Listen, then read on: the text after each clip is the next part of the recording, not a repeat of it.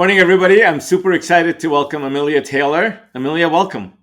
Thank you. I am thrilled to be here. I'm thrilled to jump in and have a deep convo about some much needed topics that we both are wildly aware of. I know, and I'm also looking forward to meeting you in our Tampa event. So that's coming up in a few weeks. So super excited. Yes, I am thrilled. So, anybody listening to this, reach out to me for info about the Tampa event coming up. It's going to be wonderful with some brilliant humans there. But no, it's great to actually meet my cyber friend, you, in real cyber like ways like this, jumping on the podcast. And I know that there are so many different avenues that we could go down, but I'm especially excited to talk about something that I find near and dear to my heart that I'm seeing across the board that I feel as though should be talked about way more than it actually is.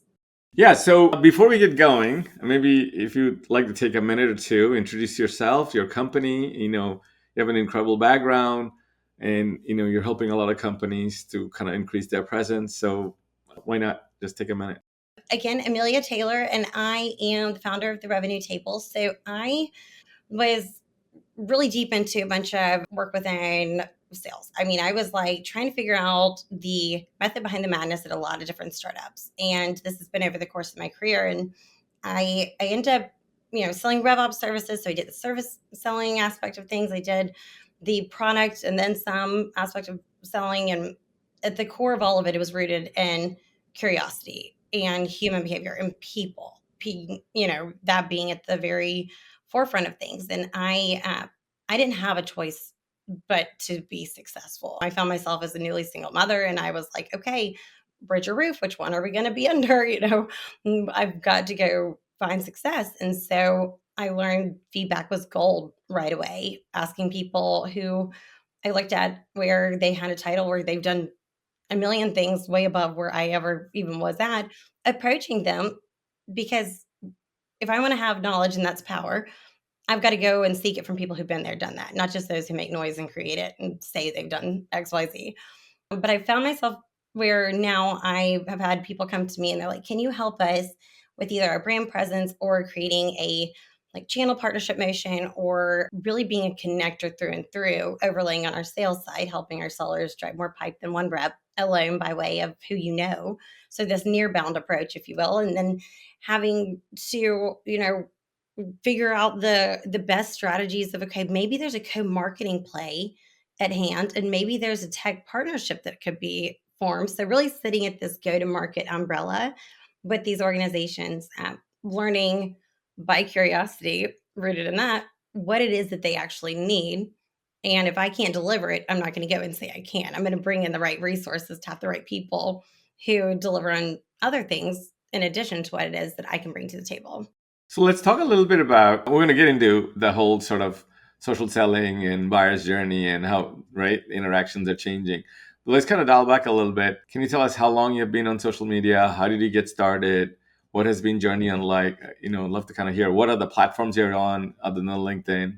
Listen, I think it's almost humorous that I have a following. I really truly do because I am me through and through unapologetically, and I will never apologize for the things that I say. I mean, yes, here and there, right? But to a degree, but the things that I will say unfiltered that I truly believe in, there's no apology behind what it is. Just because if I have a firm belief in something, I'm going to say it. Or if it's something where I'm not following the algorithm, I'm saying what I think the market needs to hear or what I have a passion for, or maybe it's something totally out of the box that is a post that I do or a video or whatever, and it has nothing to do with anything SaaS sales partnerships related by any means.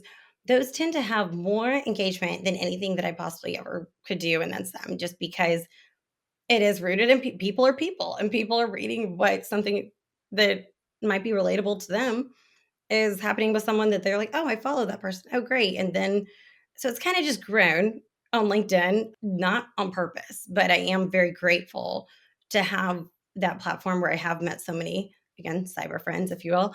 And I'm working on growing my Instagram just because I am a believer in not having one sole place because if LinkedIn dies tomorrow, let's knock on wood there, but if it dies tomorrow, where is my audience going to be? And if I worked hard to, by happenstance, circumstance, whatnot, or subconsciously, to build a audience and have a group of people who follow me and I'm able to learn and grow from. That's I want to be able to have a safety net too, to know that okay, these people are also living in other places and spaces. So X is one that I'm trying to learn. I'm not good with the short form. It gives me anxiety a little bit of like the character count, but I really I've really been more, I would say, powered by the idea of what is it that the market wants and needs right now, with it being me being as natural as I possibly can with everything that I'm saying, which is comes very easily to me, but also like what is it that the market is saying on the buyer side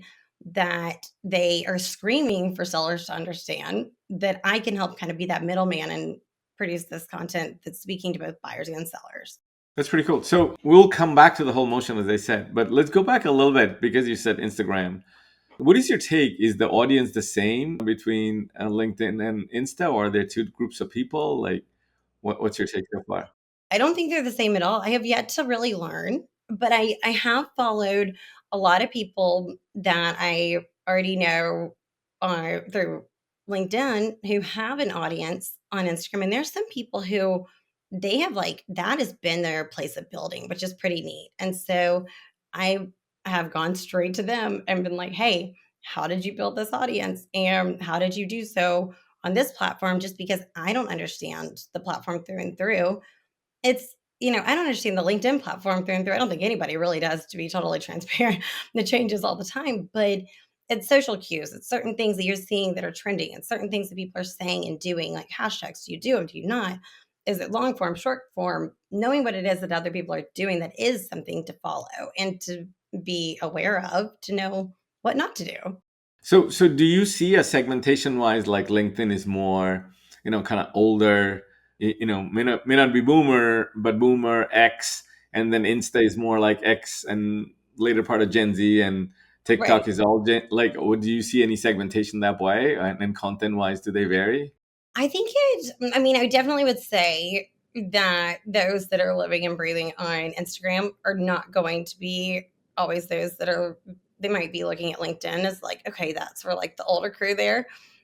But I think the smartest creators are those that are not just omni channel, they're figuring out where people are living and breathing and talking the most, that they can go solve something for them, or they can go help other people, or they can show up and deliver value in the very best way wherever those people are, where they know that they're the most valuable for those individuals and for what their businesses are hurting or needing help with. The audience on LinkedIn, I think it's based off of what it is that people know. I think it's the enabled aspect of, or if somebody is wanting to go and have a brand on LinkedIn and showing up, then there's a plethora of ways to go learn and do so. I mean, go to people who have a brand and say, hey, I mean, more people are willing to help than people realize when you just go straight to them. But don't come with an empty ask of like, how'd you do this? How do I, because I mean, I had someone recently ask me, how do you build a community? And I thought, so I sent a voice note back to them. Actually, I sent three. They were all like right at a minute each, like 59 seconds, because I think that's the length you can do. I told him, I said, here's a breakdown of how you can go in the future and ask people certain things that are going to give you solid answers. And because I would want somebody to come to me and tell me, hey, you're asking me something that's empty completely. Like, how do you build a brand? Okay, that's a vague question. I could give you a vague answer, but nobody wants anything vague because what's that going to deliver? I mean, no results. So I share with him exactly kind of, here's how you can go and ask something to someone where you actually get the answer that you're looking for. Like, here's what I'm trying to do. Here's the reason I'm trying to do it. And here's the result that I'm trying to achieve. And here's the reason why I'm the person who wants to know this. Like, why should I be investing my time and energy into someone who's wanting to understand and learn something if they're not giving me any kind of understanding as to why? It's the same thing that goes with like intros to people, right? It's like, hey, can you intro me to so and so? Sure, I could. But if you don't write the intro for me and make it easy for me to say yes, do you think I'm going to go out of my way and just do so out of the goodness of my heart? Depending on who you are, for sure. But I think with the willingness for people to branch out and want to build a brand, and they see the value that comes from it and the fruition from not just revenue, like relationships, and people are going to tag you in certain things, and having a solid reputation with reputable individuals alongside you is something that should be absolutely strive for. All right, is everyone doing it? No. Are the smart ones really leaning in, especially founder led? Yes, I believe that that's a big thing right now. Yeah, so if I kind of go back and kind of maybe, paraphrase some of the things you said, and I also read in an article is that if I take these four primary social media, YouTube at the top, and then you got Insta, then you got TikTok, then you got LinkedIn, and YouTube is more, deep knowledge, trade related content that other than entertainment, there's a whole bunch of entertainment on YouTube. Keeping that aside, LinkedIn is very, very job focused, and of course, as you said before, is that life spills into work every day, so there's life part of it in LinkedIn too. Hmm. Insta is more fashion and photos and travels and other Yeah. part of leisure, and then TikTok is dance and funny and crazy and like you just go completely nuts, right? So do you see a way, or have you seen companies, without disclosing anything confidential, Hmm. they have been effectively mapped from business to business wise these four channels and kind of thinking through. First, the age group varies. A Hmm. 16-year-old on a TikTok is not the same buyer that we see trying to buy an enterprise software, right? Hmm. So how do you see the content kind of get stratified into those four channels? Here's a stat for you, real quick, that I learned not long ago. In the average workforce right now, there's five generations at hand that are working together. If you think about the language, literally, figuratively, whatever Gen Z is saying to a baby boomer, like that is not translating easily. I mean, let alone let's call it the old wisdom with the new age ideas.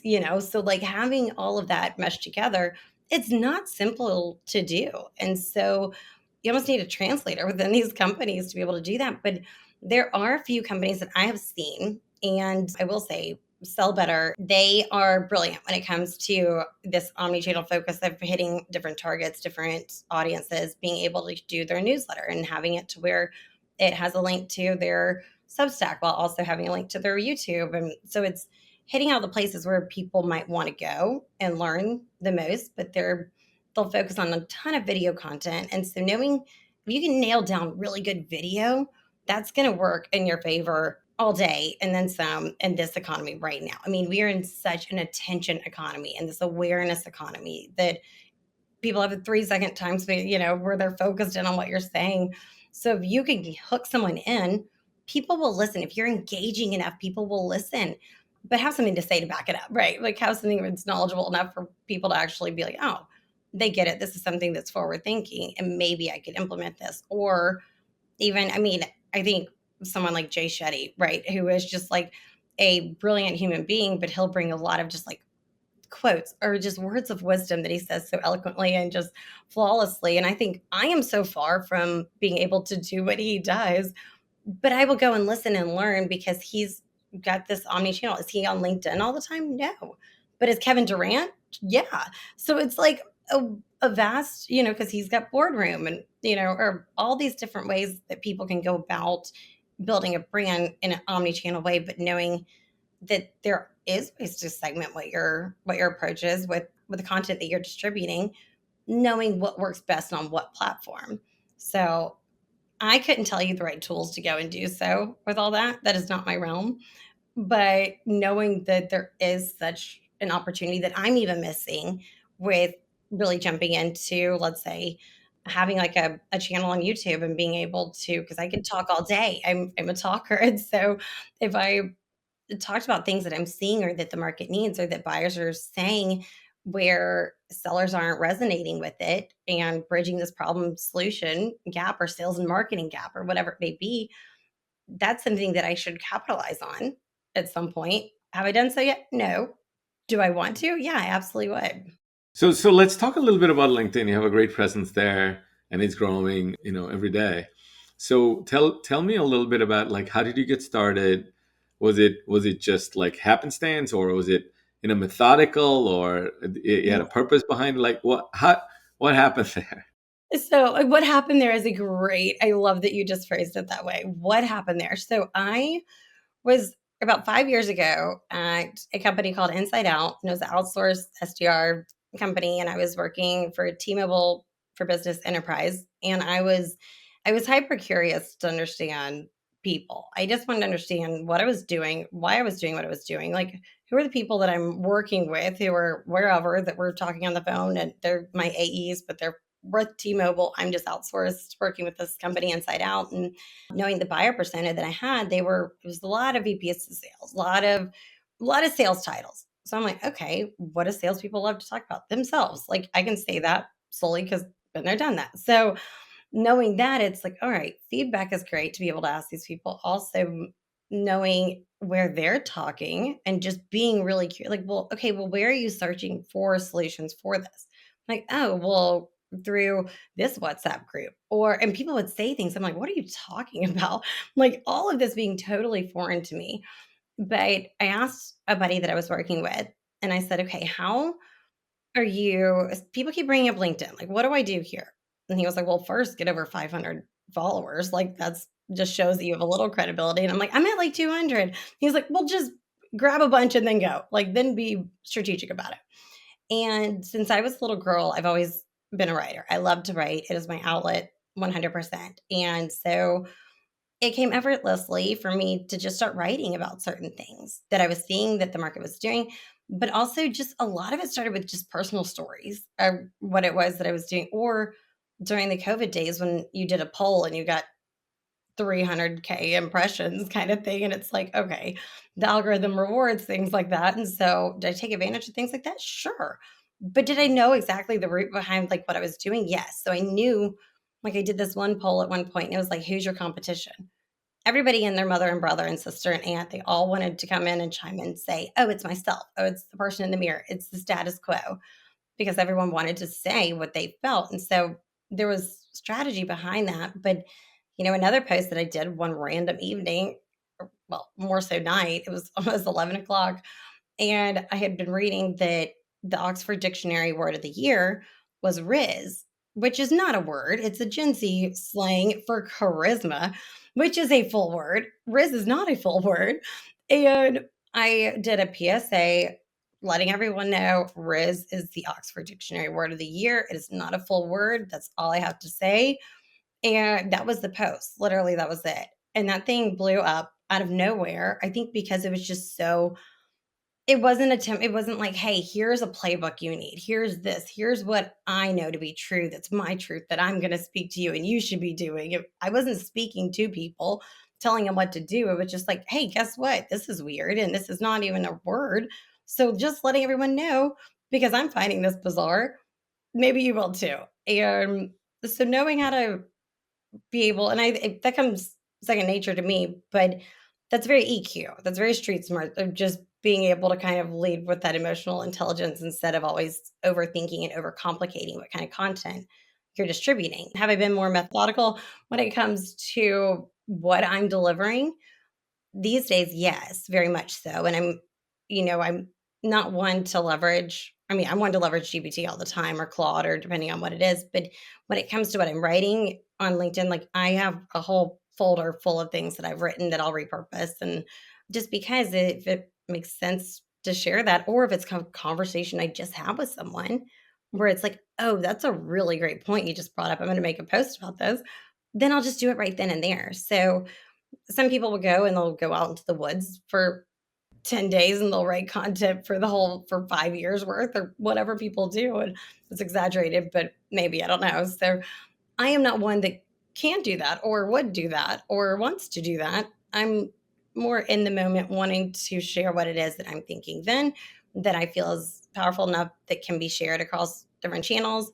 But a goal of mine really is going, and if I'm doing something on LinkedIn, I'll go put something on Instagram. So through like my story, and then I've got little highlights and stuff. So if it's through sales, like I'll put it in my little sales little highlight right there. So trying to push things out in different ways as well. That's pretty cool. So if you think about LinkedIn, you said it started about 5 years ago, and if you look at now, is LinkedIn the same today than it was 5 years ago? Has it changed? I think people are just so much more knowledgeable than they ever have been. They've got so many ways to cheat the system, if you will, or figure out how to do the workarounds and know, like, okay, the algorithm screams that I say now comment this and I'll distribute this document to you, which is what's happening at this very moment. And you're seeing people just go viral completely. I mean, they're just taking over LinkedIn by storm. And it's I've been thinking about it the past couple of days. I'm like, yeah, but you got to know who that person is who's distributing something. Just because the algorithm fuels that doesn't mean that the person behind who's giving you whatever it is that they want to deliver is actually credible. Like, how would they achieve that? Like, give me an actual understanding of why you're delivering this. Like, give me a story sell. Like, sell me on why I should be saying, you know, like send or whatever you want me to say for you to ship that over to me. But I think people are just way smarter than they were before in the sense of understanding how to do the workarounds on how to get their exposure and knowing video wins these days and knowing that they're they can go and feed the algorithm in the right way. Like, it's not, I don't hate on that. I don't hate on people who have the and intellectual bandwidth to be able to really go and capitalize on what it is that the market is wanting it to do. So if someone today, if you're kind of coaching them, you want to give them 3 to 5 tips, like how to kind of grow their audience, where would you start? I would say one of the biggest things is obviously go and make yourself presentable. Like, presentable in the sense of being someone who you want to be, like someone wants to talk to you. If someone wants to go, like, you are someone who has good energy, like change your about section. Make sure that you are showing up as someone who has, like, here's what I do, here's what I solve for, here's who I help, and making sure that who you are talking to, it is good networking opportunities. I wouldn't put your calendar link in there just because I've made that mistake once or twice, and it's where it gets filled up with people looking for jobs, and you're like, I'm not hiring. But go and have a ton of conversations with people, because if you can network with people who are in a, they, let's say they're in RevOps and you're in sales enablement, amazing.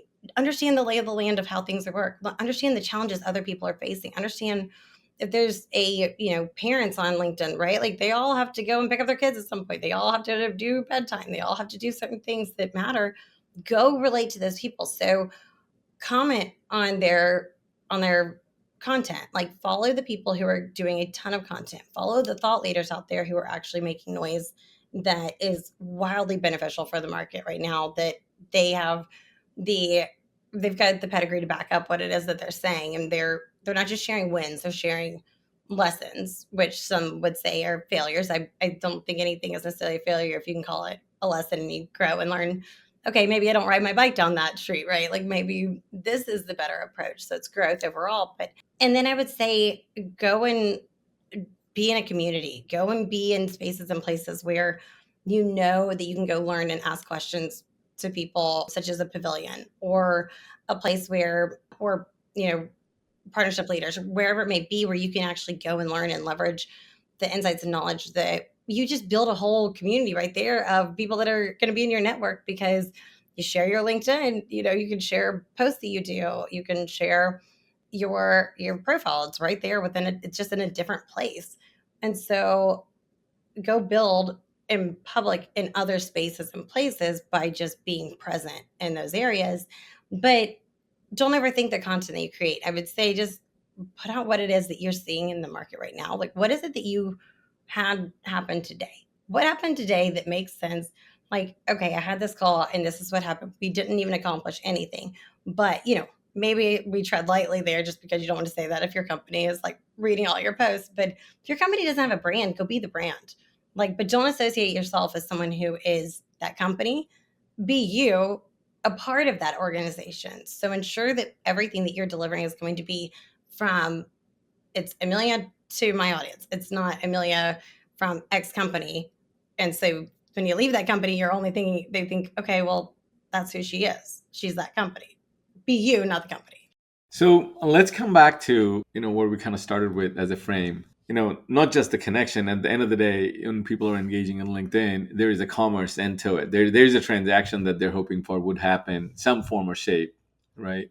Mm-hmm. So we put it from business to business journey perspective, because Insta is very, very focused on business to consumer in some form or shape, or even if that business is a person of one, right?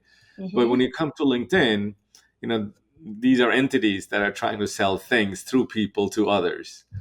So, and you have had, experiences on both sides, which is working within businesses, but also working with partners that are working with brands to distribute their product or market their product. Tell us a little bit, how is that dynamic? How was it like before COVID, and where do you think it is today? And then we'll talk about where it's possibly going. I think before it was so much easier to be like, okay, let's just product swap, right? Like companies had the means, they have the ability to be like, all right, well, like I know somebody here, cool. Or just cold calling was not something everyone declared as dead, which I don't think it is. I think knowing the right things to say to people is the way you've got to know how to be a human to humans. That will sell more than anything today, and that's how partnerships has always done things too. The best partner individuals, they are connecting on that human level, because if trust is not there, you don't have a partnership. Like that's the root of a partnership, but there's got to be trust and mutual value that's being passed back and forth. So for sellers to shift the way that they did things before, because seven worst words you can say in any business is we have always done things this way. And things are moving so fast today. If you don't just take action, you're choosing inaction, and you're choosing to not take, have that momentum, and you're choosing, perfect is better than done. And it's the market's not waiting for that, because your competitor's already ahead of you. They're already taking everyone that you possibly have in a sequence or whatever it may be. Sequences are tricky right now. I mean, going out and mass blasting is not going to work. People can read through the lines. Buyers are smarter than ever. They already have the answers to the test before they come to you. They're coming to you because you're best in class. So with building a brand and having a presence, they can come to you and ask you questions knowing that you're trustworthy enough to say, like, here's a tool, but like this might not be the best one for you. And when I was selling a data service at one point, there were multiple companies. I could have had a great commission check from them, but it was where I knew this was not the right tool for them. They were more enterprise heavy. I mean, they did not need what I had. What I had would not suffice. And I would tell them that. And they're like, who says that? Like, I'm thinking, well, honest individuals, they were salespeople. It'll all come back tenfold when people will go and sing praises about you behind, when you're not in the right rooms or in rooms where people are talking and your name gets brought up. They're talking, your name gets brought up. What do you want people to say about you? You want people to say, oh, she was so great to work with. She actually steered us away from what she was selling just because she knew it was not the right thing for us. So knowing that there's a better way to guide people today with how they buy today, with how sellers approach people, I think it's got to be this ABM kind of approach. Like you've got to have this almost marketing mindset with this strategic partner kind of, ability to navigate the trust factor and mutual benefit that you both can have, but also highly curious conversations to be, engaging with people, and questions that you ask people like, hey, I'm trying to understand what all people are facing when it comes to this, because I'm hearing this a lot. Like, are you having the same kind of stuff? Like, feedback is gold. I would love to hear what it is that you have to say. Like, just approach people as people and have a PS. Like, love the picture of your little one playing football, whatever it is. Like, have something that's relatable. Because don't say that if you don't have kids, maybe just because, like, they might think that's weird, right? But like, just be relatable. If you wouldn't go up to someone at a conference and say something that you're saying in a message, do not send it. Don't send it. And think from the inverse on the receiving side. If you were picking up a call, or if you were receiving an email or a note, whatever it is, would you be responsive to that? Inverse think the whole thing, and that's how this market should be able to win way better. But I think people are very self-centered today of how, like, how can I do my best? It's my product, what I've got to deliver to you. Like, here's what we do. It's not focused on what other people need. And when you get to that core need by asking the right questions, that's when you can uncover a whole lot of revenue and a whole lot of relationships that can be going in different places and spaces where trust is at the root of it. So I want to go back to something very important. I think you said, people are coming to you. They've already kind of made up their mind. They know you're kind of the best or in the top three.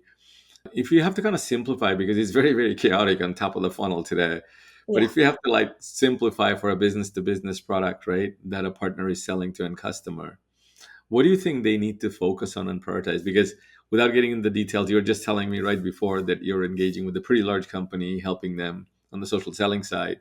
Like, what would you tell them how should they prioritize this whole awareness part of the journey? Well, I mean, it's what I've come to learn like this past week working with a global organization, which I'll share more about that on LinkedIn and whatnot. But I have learned that they are not leveraging the intent or the signals or the right, they're not having the enablement for what's at hand with the tools that they have.